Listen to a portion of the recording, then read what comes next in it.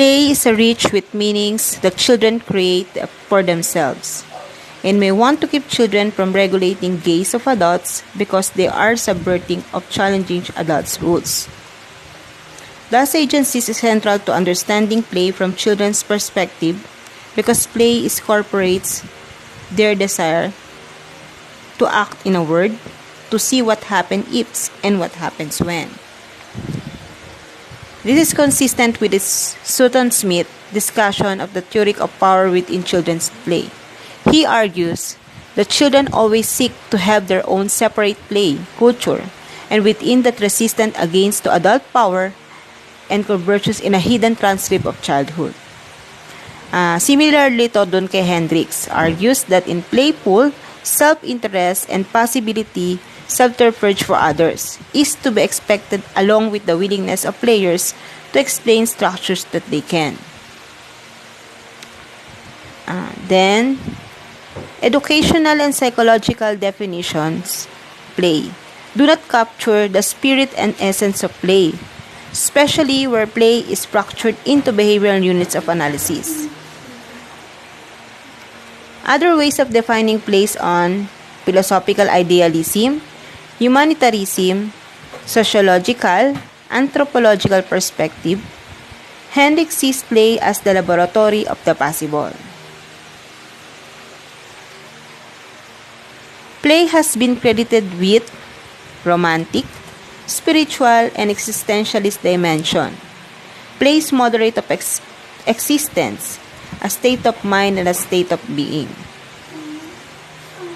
According for Holzman, children and adults are always in a state of being and becoming. In a play can be who they are not, and who they want to be.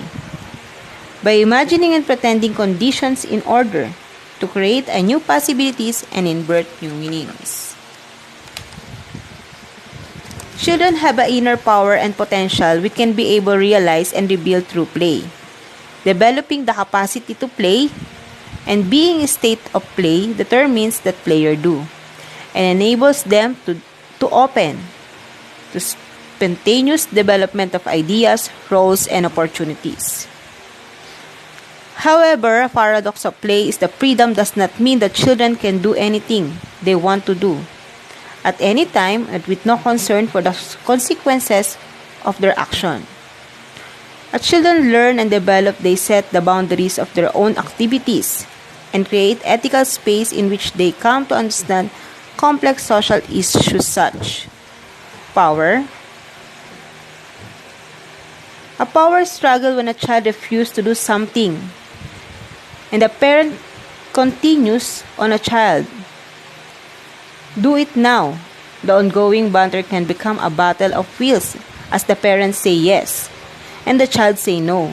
The longer this argument comes on, the more difficult it becomes to get the child to comply.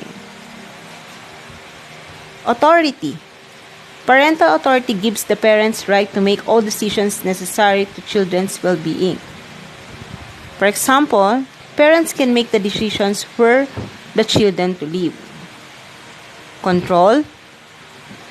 Sometimes the children say that they can do anything, or they say, I can do anything about it. Responsibility is something all children need to learn. Responsibility involves making decisions, being trusted, and learning to take credit for one's action, whether good or bad. Kailangan maintindihan ng bata kung ano yung pwede niyang kaharapin sa real-life situation.